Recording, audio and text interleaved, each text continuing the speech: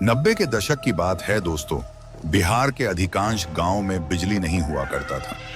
राघव बिहार के एक छोटे से गांव का रहने वाला था। राघव का घर गांव के एक सुनसान हिस्से में था। रात का समय था और गांव के एक सुनसान हिस्से में राघव अपने पुराने जर्जर घर में अकेला बैठा था। बाहर हवा की गूंज थी और कमरे में एकमात्र रोशनी उस टिमटिमाते लालटेन से आ रही थी। राघव को रात की इस खामोशी की आदत थी, लेकिन आज कुछ अलग था, कुछ गलत था। जैसे ही घड़ी ने 12 बजाए, राघव ने दरवाजे पर हल्की सी दस्तक सुनी। उसका दिल तेजी से धड़कने लगा। माथे से हल्की सी पसीना पोंछते हुए सोच रहा था, इतनी रात को कौन हो सकता है। हिचकते हुए उसने दरवाजा हल्का सा खोला और बाहर झांका। वहां कोई नहीं था। उसने दरवाजा बंद कर दिया, सोचते हुए कि यह हवा का असर था। लेकिन जैसे ही वह मुड़ा, दस्तक फिर से आई, इस बार जोर से। उसकी सांसें तेज हो गईं। उसने दरवाजा थोड़ा और खोला, लेकिन अब भी कोई नहीं था। रात काली थी, बाहर की सड़कें सुनसान थीं। राघव ने दरवाजा जोर से बंद किया और कुंडी चढ़ा दी। वह अपनी घबराहट को शांत करने की कोशिश कर रहा था, खुद को समझा रहा था कि यह सिर्फ उसकी कल्पना थी। लेकिन फिर दस्तक फिर से शुरू हुई। इस बार वह निरंतर थी, जैसे कोई पूरे बल से दरवाजे को पीट रहा हो।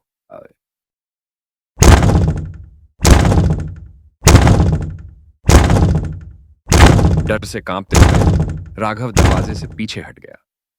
दस्तक की आवाज जोर और जोर होती जा रही है, जैसे पूरे घर में गूंज रही है।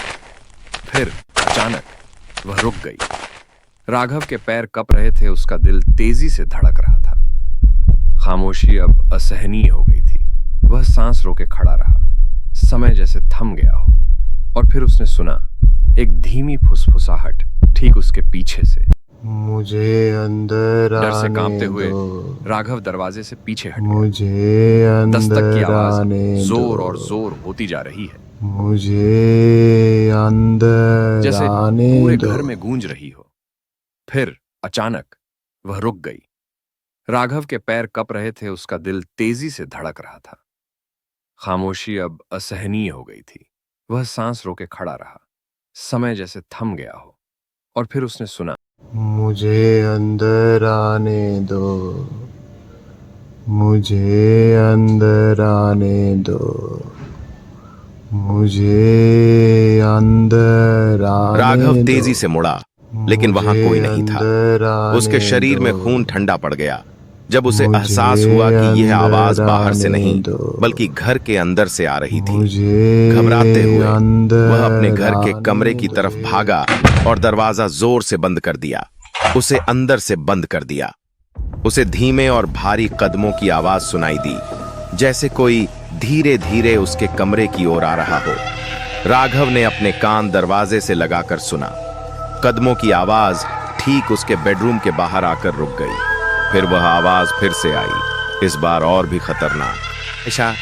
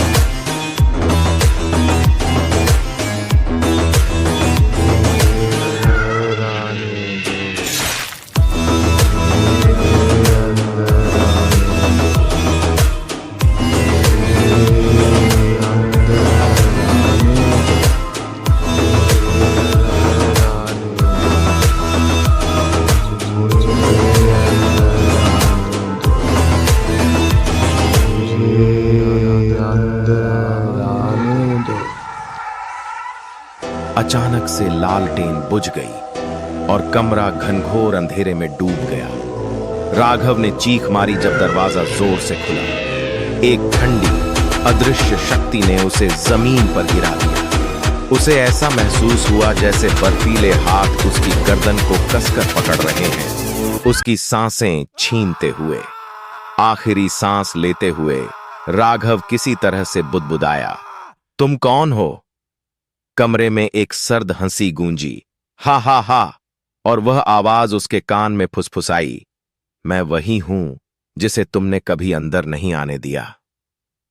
अगली सुबह गांव वालों ने राघव की लाश उसके बंद कमरे में पाई। उसका चेहरा भय से विकृत था। कोई कभी नहीं जान पाया कि उस रात कौन या क्या राघव के घर आया था। लेकिन उस दिन के बाद गांव में कोई भी आधी रात के बाद दरवाजे पर दस्तक को नजरअंदाज नहीं करता था।